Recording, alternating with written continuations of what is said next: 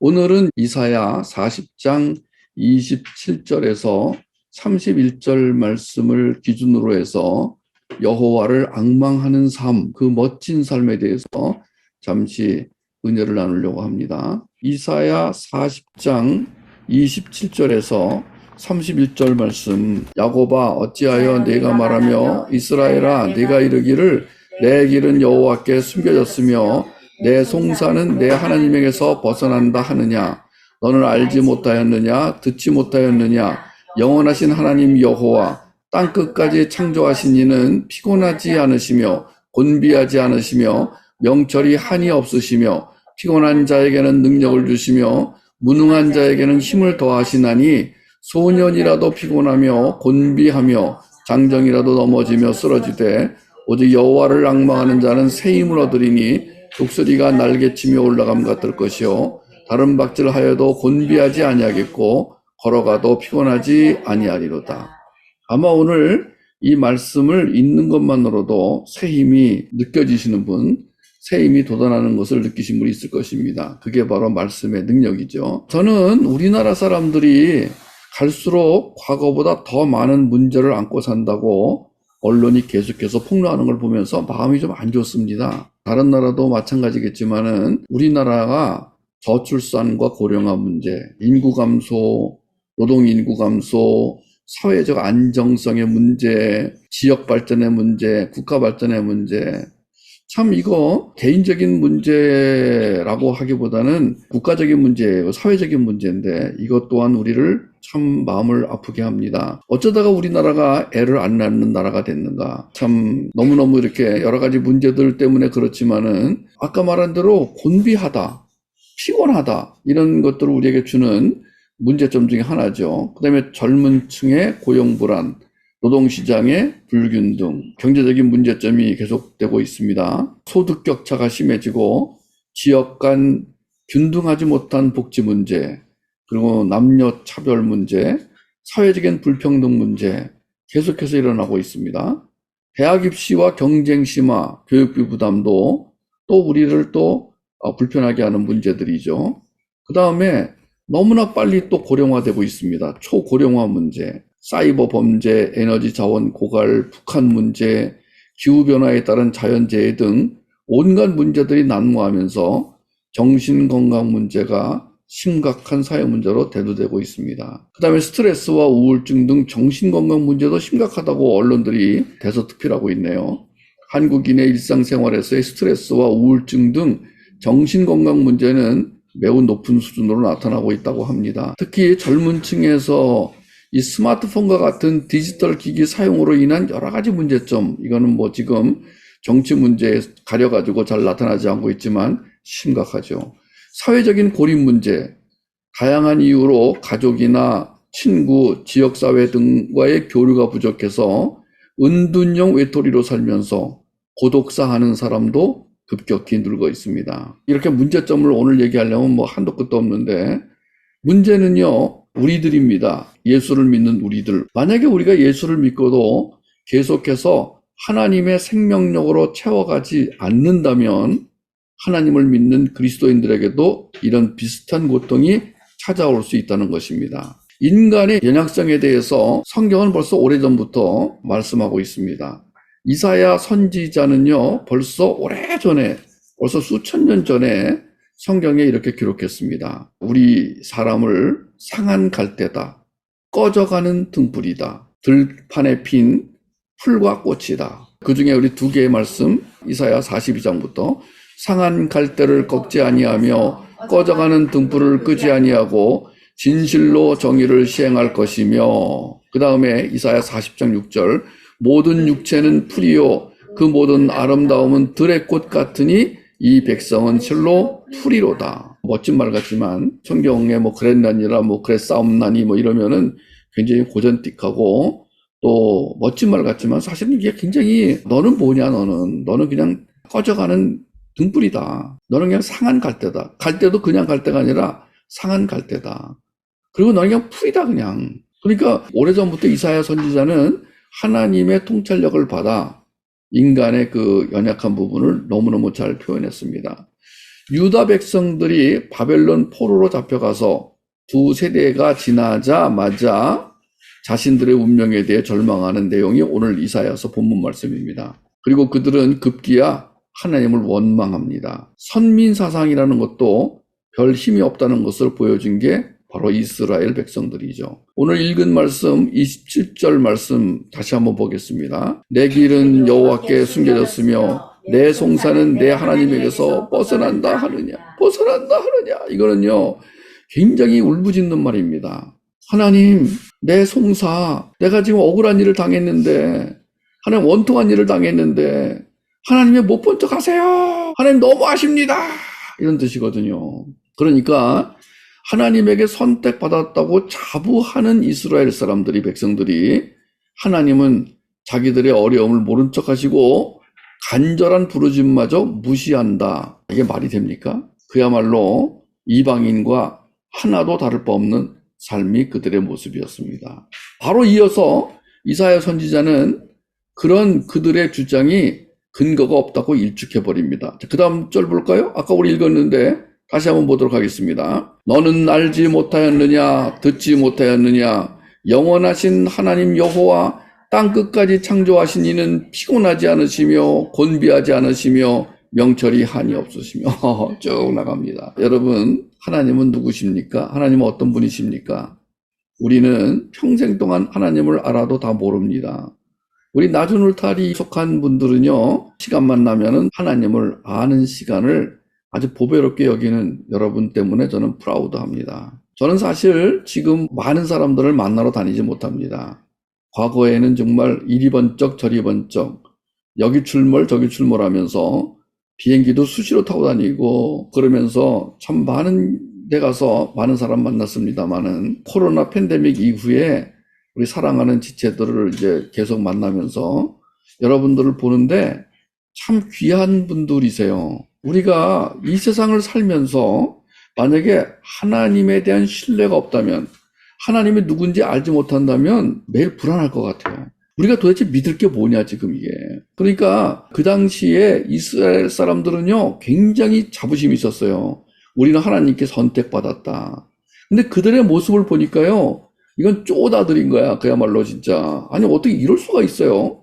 하나님이 선택했다 그러면은 적어도 뭐 이렇게 자부심이라도 있어야 될 거 아니에요. 우리 옛날에 황정민이 나온 영화 중에 제가 자주 인용합니다만 우리가 돈이 없지 가오가 없냐 뭐 그러면서 좀 이렇게 좀 품위 있게, 사실 저는 예수님 몰랐다면 품위 있게 살 인간이 못 되는데 저는 예수님 만난 이후로 좀 품위 있게 살게 됐습니다. 그리고 여러분들 같이 이렇게 복음을 먹는 것을 좋아하는 지체들과 함께 이렇게 산다는 게 얼마나 감사한지 모르겠어요. 그리고 우리 자녀들 참 귀엽기도 하고 기특하기도 하고 앞으로 미래가 우리가 참 기대가 되는 게 뭐냐면은 어려서부터 같은 복음으로 키운 자녀들이 함께 사역을 해야 되겠구나. 그러니까 말 한마디만 하면은 yes sir 하고 미션을 수행하는, 정말 하나님 말씀이라고 이렇게 전해주면은 그냥 그것을 그대로 받아들여서 순종하려고 하는, 여러분 요새 그런 애들이 어디 있습니까? 오늘 28절 말씀에서 이사야 선지자는 이렇게 말하는 거예요. 이놈들아, 니들이 문제야 임마. 하나님은 문제가 없어. 이런 겁니다. 지금 오늘 이 말씀을 좀 이렇게 바꿔볼까요? 야 이놈들아, 너희들 알지 못했어? 듣지 못했어? 하나님 누구시냐 임마. 땅끝까지 창조하신 그 하나님이 피곤하지도 않으시고 곤비하지도 않으시고 그분의 명철은 한이 없으신데 뭐라고? 니들이 뭘 안다고 그렇게 하나님 무시한다고 그렇게 불평이야 임마. 이게 지금 이사야 선지자가 하는 말이거든요. 그렇습니다. 우리는 이스라엘을 보면서 안타까워합니다. 문제는 그들에게 생명력이 없었다는 것입니다. 하나님을 알고는 있었지만 생명력이 없었다는 것입니다. 띵띵띵띵띵 5개 음절로 되어 있습니다. 뭐라고요? 생명력 부재. 또 하나 있습니다. 거기다가 이 이스라엘 사람들은요, 그 당시에 삶을 바라보는 기본적 방식, 기본적 세계관, 개인이 세계를 보는 틀, 그 틀인 월뷰, 이 세계관이 약해졌다는 것입니다. 하나님으로부터 오는 생명력 부족과 삶의 전제이며 기초인 세계관이 약해지면 외부의 압력을 강하게 받을 때마다 정체성이 흔들리고 방황하게 된다는 것입니다. 그러니까 우리가 조금 평안하다 하다가 갑자기 어떤 사건이 벌어지고 상황이 나빠지면 갑자기 막 흔들립니다. 이런 현상은 구약의 이스라엘뿐이 아니었습니다.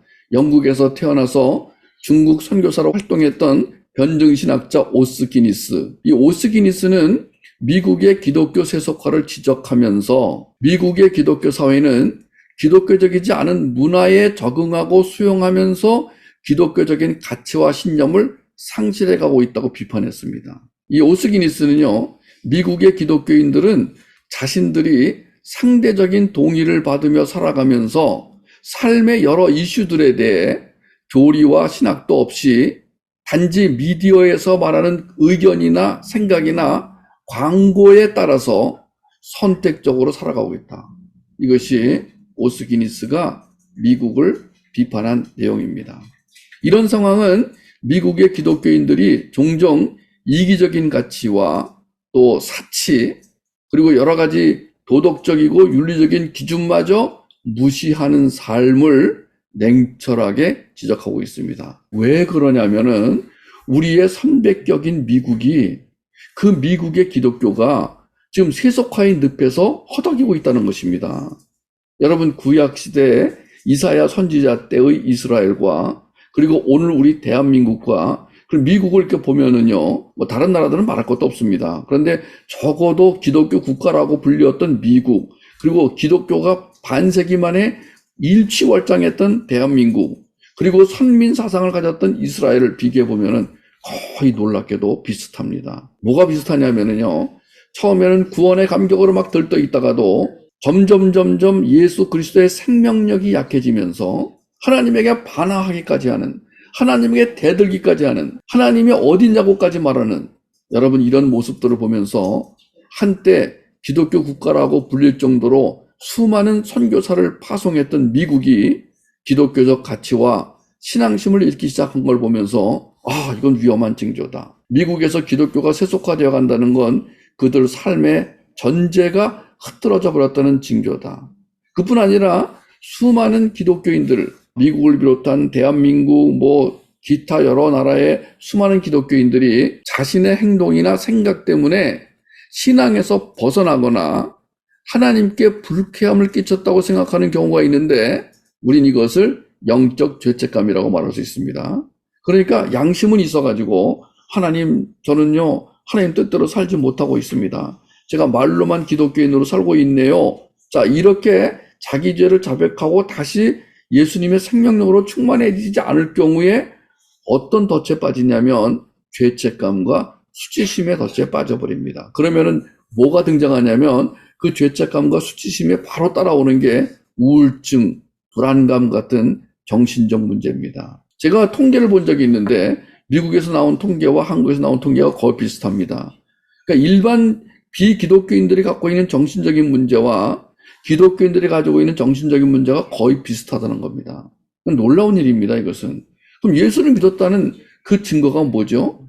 여러분, 예수를 믿고 다른 게 뭐죠? 우리가 예수를 믿었다, 구원받았다, 뭐가 다른 거죠? 여러분, 우리가 예수를 믿고 나자마자 외모가 바뀌지 않습니다. 우리가 예수를 믿자마자 갑자기 무슨 하늘에서 돈벼락이 떨어지지 않습니다. 뭐가 다르죠? 네, 맞습니다. 내면이 바뀌는 것입니다. 근데 그 내면이 점점 황폐화되어 가고 있다고 수많은 전문가들이 지적하고 있는 것입니다. 소위 괜찮다는 그리스도인들마저 이 죄책감이나 수치심에 빠지고, 그리고 신앙에서 벗어났다는 불안감 등의 이유로 우울증에 시달리는 현상은 매우 우려스럽습니다. 특히 신앙적 실패감이 우울증을 유발한다는 지적은 하나님께 영광을 돌리고 하나님을 영화롭게 하며 거룩한 백성, 하나님 나라 완성을 위해 살아야 할 그리스도인들을 어둠의 세계로 끌어내리고 있습니다.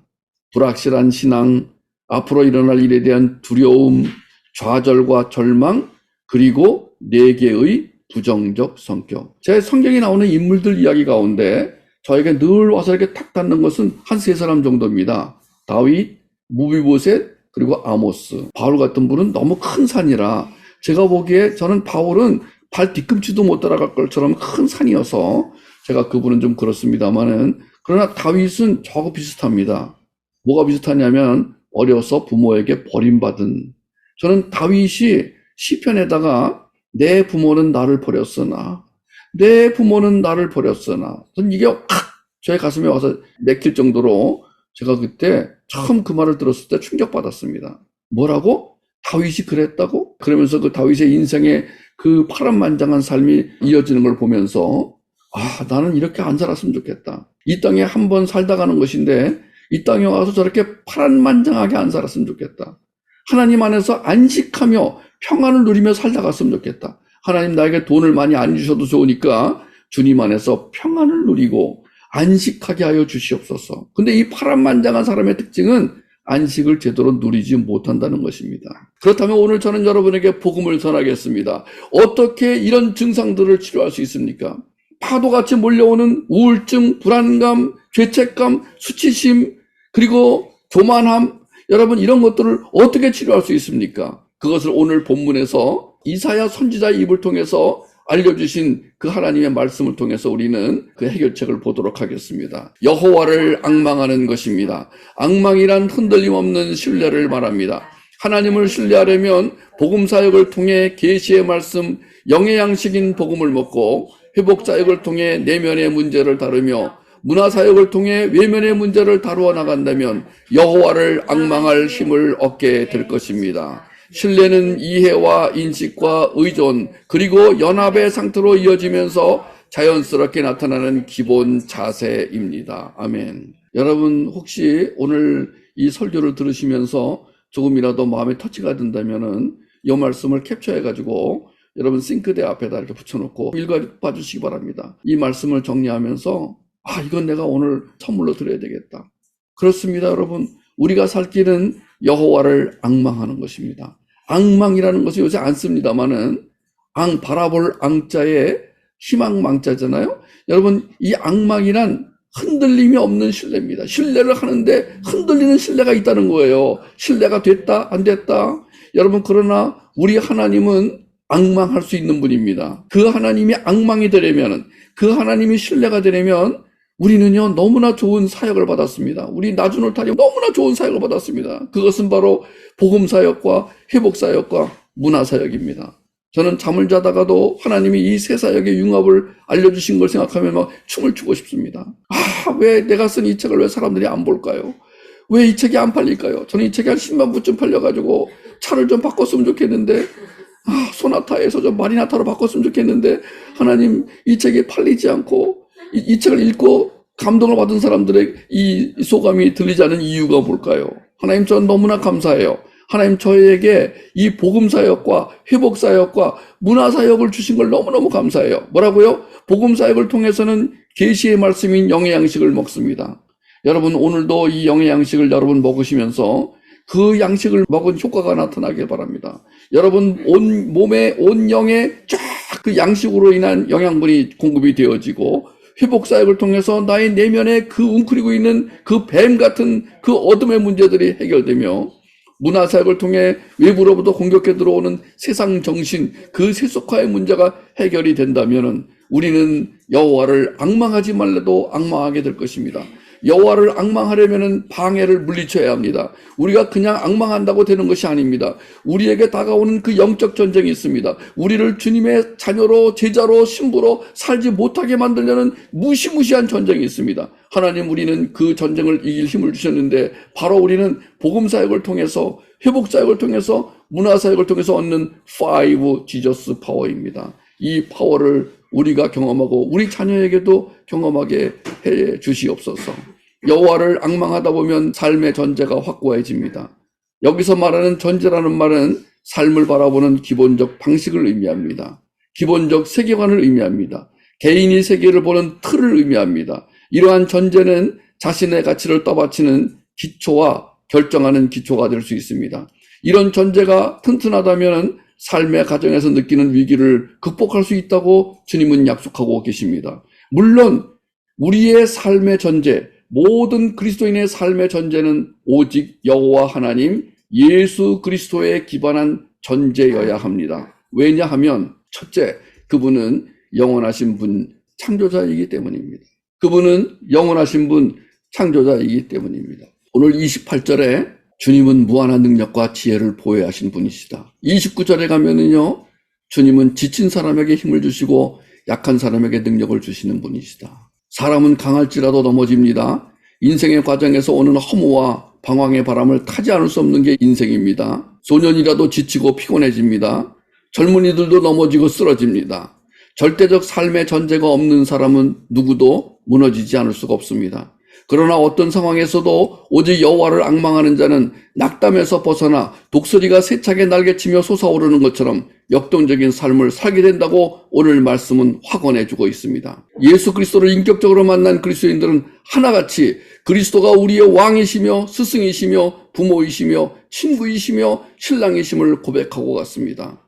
사도 바울도 마찬가지입니다. 사도 바울은 10년에 걸친 전도 여행을 하며 겪은 일들을 고린도후서 11장 23절에서 27절에 우리가 사도 바울의 삶을 조금 엿볼 수 있는 부분이 바로 이 고린도후서 11장 23에서 27절입니다. 옥에 갇히기도 더 많이 하고 매도 수없이 맞고 여러 번 죽을 뻔하였으니 유대인들에게서 40에 하나 감한매를 5번 맞았으며 3번 태장으로 맞고 1번 돌로 맞고 3번 파선하고 일주야를 깊은 바다에서 지냈으며 여러 번 여행하면서 강의 위험과 강도의 위험과 동족의 위험과 이방인의 위험과 시내의 위험과 광야의 위험과 바다의 위험과 거짓 형제 중에 위험을 당하고 또 수고하며 애쓰고 여러 번 자지 못하며 줄이고 목마르고 굶고 춥고 헐벗었노라.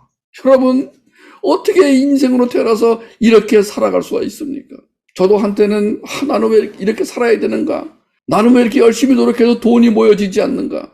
나는 왜 이렇게 열심히 책을 써도 누가 알아주지 않는가? 그런데 사도 바울에 비하면은 저는 아무것도 아니었습니다. 바울이 40에 하나 감한매를 무려 5번 맞았다고 했는데 커다란 몽둥이로 두들겨 맞는 거였습니다. 왜 40에서 하나를 감했냐면 40달을 꽉 채워 맞는다는 것은 곧 사형을 의미하는 것이었기 때문입니다. 옛 문헌에 따르면은 30대 정도쯤에서 보통은 거의 죽는다는 것입니다. 25대에서 30대로 넘어가면 정신을 잃게 되고 뼈가 으스러지고 금이 가고 탈골이 된다는 것입니다. 그런데도 바울은 에베소서 1장에 보면은 하나님 곧 우리 주 예수 그리스도 안에서 하늘에 속한 모든 신령한 복을 우리에게 주셨으니 찬송하리로다 라고 노래합니다. 주님을 앙망하지 않으면 도저히 일어날 수 없는 모습이고 주님을 앙망하지 못한다면 도저히 나올 수 없는 그런 찬양입니다. 그렇습니다, 여러분. 사랑하는 지체 여러분, 형제자매 여러분, 사랑하는 우리 자녀 여러분, 여러분이 믿건 안 믿건 간에 살기 힘든 세상이 오고 있습니다. 점점 더 살기 힘든 세상이 오고 있습니다. 낙관적인 것은 아무것도 없습니다. 학생들은 학업에 대한 압박감 등으로 힘들고 청년은 취직이나 결혼 문제, 정체성 확립의 문제 등의 애로를 느끼며 중년은 알 수 없는 불안감, 노년은 건강의 문제 등으로 남은 인생에 대해 두려움에 빠지기 쉽습니다. 바울도 영적 무기력감에 빠진 적이 있는데 그때 그의 입에서는 오호라 나는 곤고한 자로다. 누가 나를 이 사망의 몸에서 건져내려고 한탄까지 했었습니다. 로마서 7장입니다. 로마서 7장에는 무기력한 바울의 모습이 적나라하게 나옵니다. 그러나 곧 로마서 8장으로 넘어가니까 로마서 8장에서 이렇게 바울은 고백합니다. 그러나 이제 그리스도 예수 안에 있는 자에게는 결코 정죄함이 없나니 이는 그리스도 예수 안에 있는 생명의 성령의 법이 죄와 사망의 법에서 너를 해방하였습니다. 완전 반전입니다. 여러분, 저는 반전이란 말을 좋아합니다. 트위스트란 말을 좋아합니다.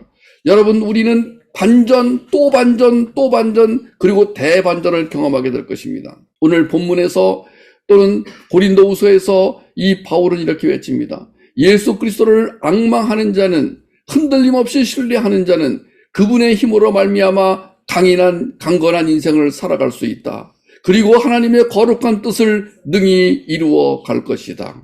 바울이 이렇게 말합니다. 우리를 향해서 이렇게 말합니다. 여러분, 예수 그리스도를 앙망하는 사람은 주님의 힘으로 말미암아 강건한 인생을 살아갈 수 있습니다. 그리고 하나님의 거룩한 뜻을 능히 이루어 갈 수 있습니다. 다른 사람의 말은 믿지 않아도 사도 바울의 말은 믿을 수가 있습니다. 왜? 그는 그렇게 살 수 없는 환경 속에서 그렇게 살다 갔기 때문입니다. 오늘도 바울이 외치는 모습이 생생합니다. 바울의 하나님이 우리의 하나님입니다. 바울을 앙망하게 하심으로 하늘을 날게 하셨다면 우리 또한 그렇게 하실 것입니다. 저는 매일매일 예배를 시작하기 전에 비행기가 날아가면서 이 비행기를 잡아당깁니다. 비행기를 땅으로 떨어뜨리려고 앞에서는 저항력이, 밑에서는 중력이 비행기를 끌어당깁니다. 그러나 이 비행기는 떨어지지 않고 날아갈 수 있습니다. 왜냐하면 추진력과 양력이 있기 때문입니다. 하나님이 우리를 오늘도 땅에 떨어뜨리지 않고 날려보내십니다. 푸른 하늘을 날게 하시면서 너무너무 멋지다. 브라보! 내 새끼들 참 잘한다. 여러분, 우리 하나님께서 우리의 사는 모습을 보면서 하늘을 날게 하시는 그 하나님, 바울뿐 아니라 아브라함, 모세, 노아, 요셉을 그렇게 하신 하나님이 오늘 우리에게 생명력을 불어넣어 풍성한 삶을 살게 하실 것입니다. 오늘 본문인 이사야 40장 27에서 31절 말씀을 읽으면서 마치도록 하겠습니다. 야곱아 어찌하여 네가 말하며 이스라엘아 네가 이르기를 내 길은 여호와께 숨겨졌으며 내 송사는 내 하나님에게서 벗어난다 하느냐. 너는 알지 못하였느냐 듣지 못하였느냐. 영원하신 하나님 여호와 땅끝까지 창조하신 이는 피곤하지 않으시며 곤비하지 않으시며 명철이 한이 없으시며 피곤한 자에게는 능력을 주시며 무능한 자에게는 힘을 더하시나니 소년이라도 피곤하며 곤비하며 장정이라도 넘어지며 쓰러지되 오직 여호와를 앙망하는 자는 새 힘을 얻으리니 독수리가 날개치며 올라감 같을 것이요 다른 박질하여도 곤비하지 아니하겠고 걸어가도 피곤하지 아니하리로다. 저는 오늘 이 말씀을 읽으면서 하나님 저 피곤해요, 저 어려워요, 힘들어요 이런 말을 할 때가 있는데 그럴 때마다 이 말씀을 다시 읽어야 되겠다. 그리고 하나님이 주시는 힘을 누리면서 살아야 되겠다. 여러분 걱정하지 마십시오. 우리 하나님이 함께 하십니다. 하나님이 우리에게 날마다 필요한 것을 채워주십니다. 내가 있으니 염려하지 말아라. 여러분 요한계시록 전체 주제가 뭐라고요? 내 새끼 참 잘한다. 내 새끼 너무너무 잘한다. 그래 니들이 그렇게 어려운 상황 속에서도 참 나를 믿는 그 신뢰하는 그 신앙을 가지고 열심히 사는구나. 멋지다. 화이팅. 브라보! 여러분 우리는 찬송할 수 있는 자들입니다. 우리는 눈물을 흘리기 전에 주님 앞에 감사할 수 있는 자들입니다. 우리는 절망하기 전에 주님 앞에 찬양을 올려드리며 찬양의 제사를 올려드리며 하나님이 이 모든 것은 주님이 우리에게 베풀어 주신 은혜입니다라고 말할 수 있는 자들입니다. 오늘 밤 여러분들에게 그 고백이 있길 바랍니다. 주여 모든 것이 주님의 은혜입니다. 저는 주님을 앙망하고 계속 가던 길을 가겠습니다. 그냥 가는 것이 아니라 앙망하고 가겠습니다. 주님을 신뢰하고 가겠습니다. 지금까지 베풀어 주신 은혜만으로도 주님은 신뢰할 수 있는 분입니다. 신뢰하기에 충분한 분입니다. 여러분 우리 모두가 그 신앙을 서로 격려하면서 자녀를 함께 키우면서 모든 분들에게 자녀가 잘 되는 복을 누리시기를 바라면서 오늘도 이 복음의 말씀으로 오늘 배를 든든히 하고 보내시기를 주님의 이름으로 축복합니다.